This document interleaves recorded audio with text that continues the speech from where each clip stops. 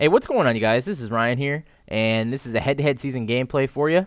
I know I said I was going to upload a lot more gameplays this year because throughout the entirety of Madden 13, myself and Lennon just uploaded no gameplays. All we had was pack openings and info and how to make coins, all that stuff. And while that may be entertaining and helpful for you guys, it doesn't take much work at all, and we don't want to feel like we're just talking through a video with live reactions and all we have to do is go into our editing programs and maybe cut off a little bit of the beginning and then a little bit of the end and then just render that out. That's too easy for us to do. And we want to challenge ourselves and make really good content for you guys by editing these gameplays, making them flow, having good gameplays for you guys, whether it be tight games or just absolute blowouts where we give you tips on what plays we're running, things like that. So that's what we're going to be doing here. Now this gameplay took place, I think it was like 6 a.m. my time. I just gotten done talking to Chase. He stayed up pretty late. And we're just playing head-to-head seasons and looking through our cards and figuring out what we want to do with our teams. So I was fairly tired, and I was trying to figure out the best way to run the corner strike play. And as you see there, that is not what you want to do. That right there is called a horrible read. That is like a Mark Sanchez read by me right there. I guess that's what being tired does to you, but throughout this game, it kind of woke me up a little bit near the end, so I started to get my reflexes back and stuff about halfway through, and he was just pissing me off so bad running around with RG3 that I had to do something about it, and I started to clamp down a little bit better, and you'll see what happens. I don't want to be one of those people that just ruins a game. But for the most part of this game, I was testing out corner strike. I was not running my main offense at all, so I was just passing the ball a lot, seeing how it works, seeing what routes beat zone, what routes beat man.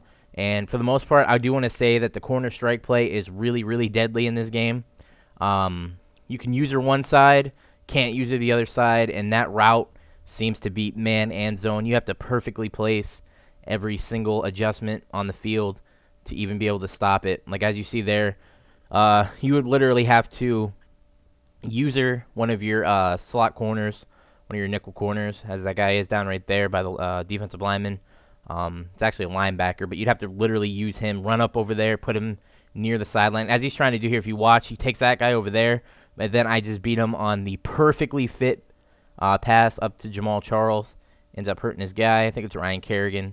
And he is put on a stretcher. Actually, it's Nolan Carroll. I don't know why I thought it was Ryan Kerrigan. I don't know why, just because the Washington Redskins, but I don't know. I guess I'm tired now, too. And right here, we streak both our running back and our tight end. So now there's so many open routes. Go ahead and throw it to Julio Jones. And you could see that he's getting frustrated. So I guess I really don't have a reason to be frustrated with him running with his quarterback because I'm kind of doing this and being a dick. But as you see, you could throw it to the left side, the right side. And then we just end up punching it in with Jamal Charles. Why throw the C route at the goal line again? Make a mistake. A Mark Sanchez mistake. We don't want to be doing that. So he has 18 seconds before half, and of course he's going to try to score. So he throws a quick out route here to, who is this, Pierre Garcon, I think. I'm just using players from the Redskins right now. I'm sorry. It was Demaryius Thomas. But anyways, as you see there, he gets a nice little quick pass. And now he can actually make it to the end zone with RG3, so we have to be careful.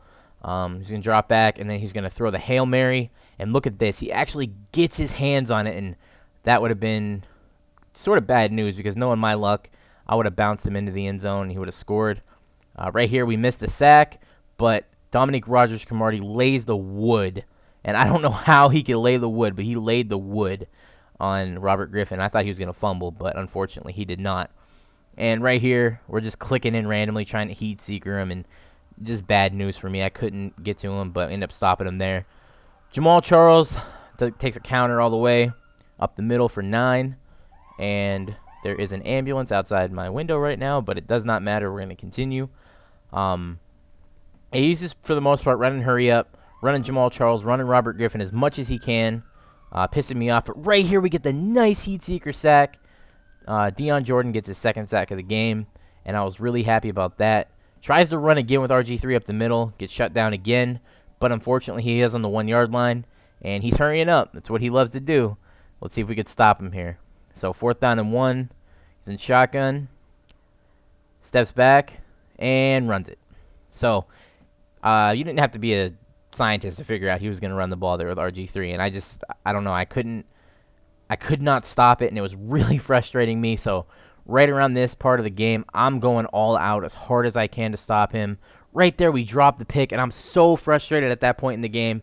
I'm like, you've got to be kidding me. So right here, I'm going as hard as I can, trying to cover the entire field with Earl Thomas, and I just feel like I can't do anything. He's just going to keep running with RG3. I know he's going to get the first down here somehow, whether it be through the run or a quick pass. So I'm looking around, looking at RG3, and I just could not get to him in time. Should have just played at the line. I knew he wasn't going to pass the ball. But right now, right here, I'm pissed off. I'm looking around. I'm looking at RG3. I see his running back break off the route, and I go take Earl Thomas upfield, get the pick. And I was so pumped up. I know it was just a simple user play, but we're going to look at it here in slow motion. We see that no matter what he tries to do with RG3, he's going to get tackled.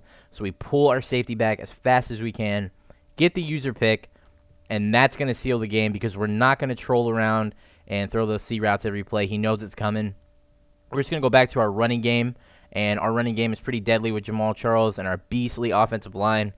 Short pass offensive line chemistry is really, really nice. You get a lot of good players like Joe Thomas. You get Chris Snee, which is a really good run blocker.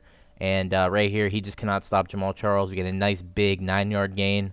Almost get our legs taken out there and get injured, but unfortunately for him, Jamal Charles is still here, and he's taking this for 6. We got Marcel Reese not knowing who to block at all. If you watch that play back, he's just oblivious. Best fullback in the game, doesn't have anyone to block. And that's it for him. He's like, screw that, I'm done. And that's what I feel like right now. I'm done with this commentary. There will be a lineup update and a pack opening later on today. Hopefully you enjoy the video, and I'm out. Peace.